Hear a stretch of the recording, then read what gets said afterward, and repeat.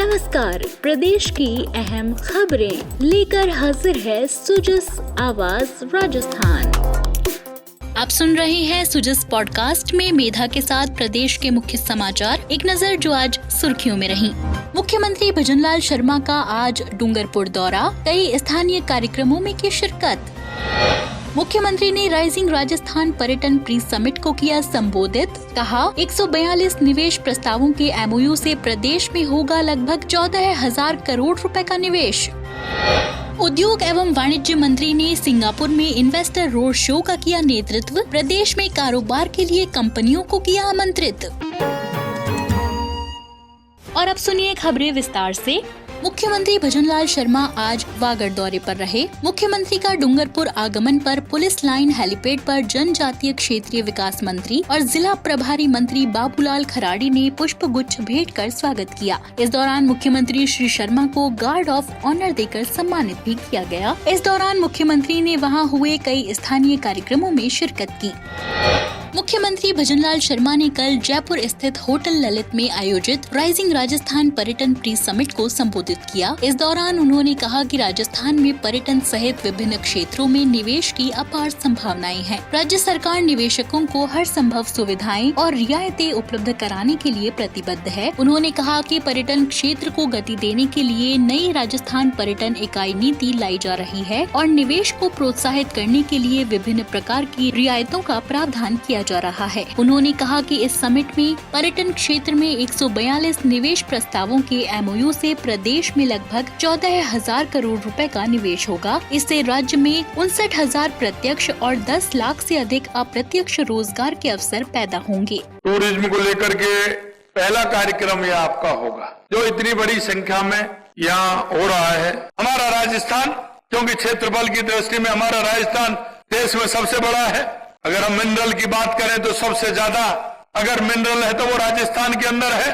अगर हम बात करें पर्यटन की तो राजस्थान की क्या सुंदरता है, क्या भव्यता है।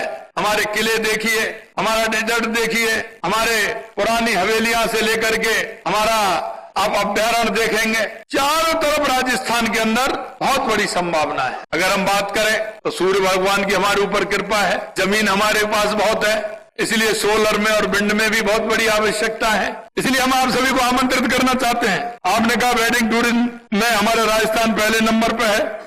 मुख्यमंत्री भजनलाल शर्मा ने कहा कि हम राजस्थान को एक विश्व स्तरीय पर्यटन स्थल बनाना चाहते हैं। इसके लिए राजस्थान पर्यटन विकास बोर्ड का गठन कर Rajasthan tourism infrastructure and capacity building fund बनाकर पर्यटन क्षेत्र में 5,000 करोड़ रुपए के कार्य करवाए जाएंगे। साथ ही रिप्स 2024 में स्टैंडर्ड सर्विसेज पैकेज के तहत इंसेंटिव के लिए पर्यटन के लिए निवेश की न्यूनतम सीमा 50 करोड़ रुपए से घटाकर 10 करोड़ रुपए कर दी गई है। मुख्यमंत्री ने कहा कि राजस्थान में धार्मिक और सांस्कृतिक पर्यटन की अपार संभावनाएं हैं। राजस्थान एक विश्व प्रसिद्ध पर्यटन स्थल है, जिसे शांत, सुरक्षित और सौहार्दपूर्ण वातावरण के लिए जाना जाता है। उन्होंने कहा कि वर्ष 2023 में राज्य में करीब 18 करोड़ घरेलू और 17 लाख अंतर्राष्ट्रीय पर्यटक आए। पर्यटकों को सुगम आवागमन के लिए हवाई अड्डों का उन्नयन और विकास किया जा रहा है। मुख्यमंत्री ने आगे कहा कि जयपुर हवाई अड्डे में नए स्टेट टर्मिनल के निर्माण के साथ ही इसकी यात्री क्षमता भी बढ़ाने के लिए काम किया जा रहा है। वहीं वेडिंग टूरिज्म में राजस्थान देश में पहले नंबर पर है। साथ ही यहाँ धार्मिक पर्यटन में भी तेजी से विकास हो रहा है। मुख्यमंत्री ने कहा कि सालासर, खाटू श्याम, बाबा रामदेव में श्रद्धालु बड़ी तादाद में दर्शन के लिए आ रहे हैं। इसके लिए होटलों की मांग भी बढ़ रही है। उन्होंने कहा कि राज्य बजट में खाटू श्याम जी के पावन धाम को भव्यता प्रदान करने के लिए 100 करोड़ रुपए की राशि का प्रावधान किया गया है। आपको बता दें कि कार्यक्रम में उप मुख्यमंत्री दिया कुमारी भी मुख्य अतिथि के तौर पर मौजूद रहीं।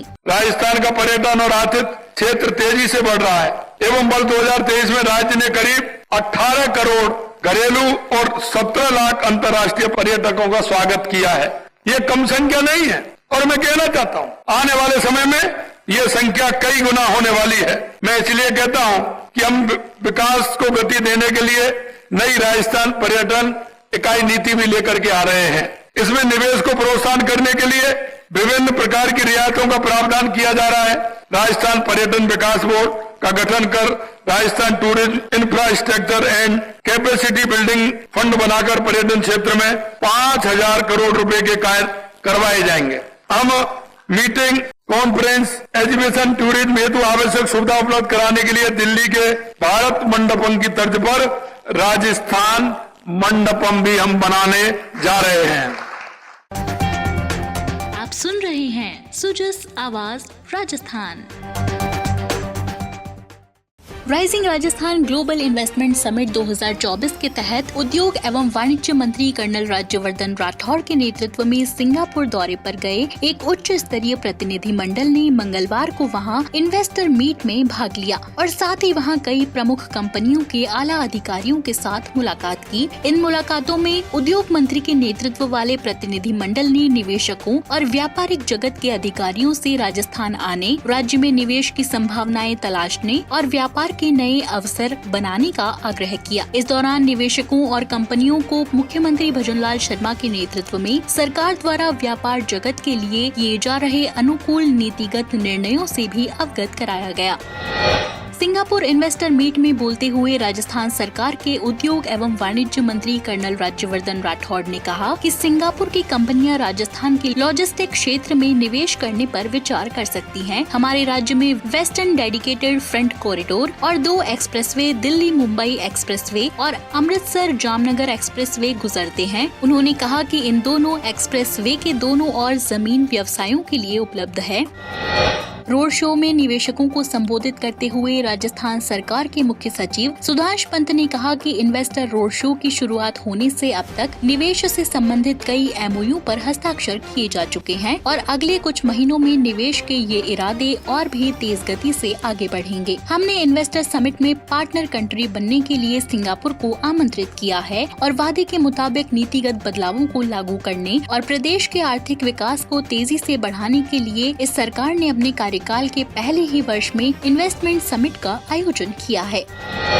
बढ़ते हैं आगे। पशुओं के बीमार होने पर पशुपालक टोल फ्री नंबर 1962 पर सूचना देकर निःशुल्क उपचार प्राप्त कर सकेंगे। पशुपालन विभाग की ओर से संचालित मोबाइल वेटरनरी यूनिट मौके पर ही पहुंचकर बीमार पशुओं का उपचार करेंगी। आज पशुपालन विभाग द्वारा प्रदेश स्तर पर संचालित एकीकृत कॉल सेंटर की शुरुआत हुई। इस अवसर पर श्रीगंगानगर के जिला कलेक्टर डॉक्टर मंजू ने मोबाइल वेटरनरी यूनिट का अवलोकन कर बीमार पशुओं का उपचार कर उन्हें राहत देने के निर्देश दिए। पशुपालन विभाग के अधिकारियों को निर्देशित करते हुए जिला कलेक्टर ने कहा कि मुख्यमंत्री की मंशा के अनुसार बीमार पशुओं को उपचार सुविधाएं उपलब्ध करवाई जाएं। उन्होंने जिले में संचालित मोबाइल वेटरनरी यूनिट की जानकारी लेते हुए कहा कि पशुपालकों को नियमानुसार विभागीय योजनाओं का लाभ लेते हुए बीमार पशुओं का उपचार सुनिश्चित किया जाए। इस अवसर पर पशुपालन विभाग के संयुक्त निदेशक डॉक्टर नरेश गुप्ता ने एकीकृत कॉल सेंटर और मोबाइल वेटरनरी यूनिट की जानकारी देते हुए बताया कि मुख्यमंत्री भजनलाल शर्मा संवेदनशीलता से बीमार पशुधन का निःशुल्क उपचार करने के लिए प्रयासरत हैं। डॉक्टर गुप्ता ने बताया कि किसी भी आपातकालीन स्थिति में कॉल कर सुविधा का लाभ उठा सकते हैं। उन्होंने बताया कि कॉल सेंटर की स्थापना प्रक्रियाधीन होने से यूनिट्स की सेवाएं पशुपालकों को यथाशीघ्र प्रदान करने के लिए संचालन कार्य का लोकार्पण 24 फरवरी को मुख्यमंत्री भजनलाल शर्मा द्वारा किया जा चुका है। उन्होंने बताया कि योजना प्रारंभ होने से माह सितंबर के अंत तक प्रदेश में मोबाइल वेटरनरी यूनिट्स द्वारा 1,61,934 शिविर लगाए गए। इसमें 27,48,000 से अधिक पशुओं को उपचारित करते हुए लगभग 6,86,000 पशुपालकों को लाभान्वित किया गया है। इसी क्रम में हनुमानगढ़ जिले में 11 मोबाइल वेटरनरी वैन संचालित हैं। इसी क्रम में कल कलेक्ट्रेट परिसर में जिला कलेक्टर श्री कानाराम ने वैन का अवलोकन किया। उन्होंने चिकित्सकों और विभागीय अधिकारियों से वैन में उपलब्ध संसाधनों की जानकारी लेकर उन्हें प्रोत्साहित किया। और चलते चलते राजस्थान लोक सेवा आयोग द्वारा मूल्यांकन विभाग में अनुसंधान सहायक के 26 पदों पर भर्ती के लिए विज्ञापन जारी किया गया है। शैक्षणिक योग्यता, वर्गवार वर्गीकरण, आवेदन प्रक्रिया और अन्य जानकारी संबंधित विस्तृत सूचनाएं आयोग की वेबसाइट पर उपलब्ध हैं। आयोग सचिव ने बताया कि इन पदों के लिए ऑनलाइन आवेदन 15 अक्टूबर से 13 नवंबर रात 12 बजे तक किए जा सकेंगे। ऑफलाइन आवेदन स्वीकार नहीं किए जाएंगे। परीक्षा तिथि और स्थान के संबंध में यथा समय सूचित कर दिया जाएगा। तो आज के सुजस पॉडकास्ट में इतना ही। मेधा को दीजिए इजाजत। कल फिर होगी आपसे मुलाकात। तब तक के लिए नमस्कार।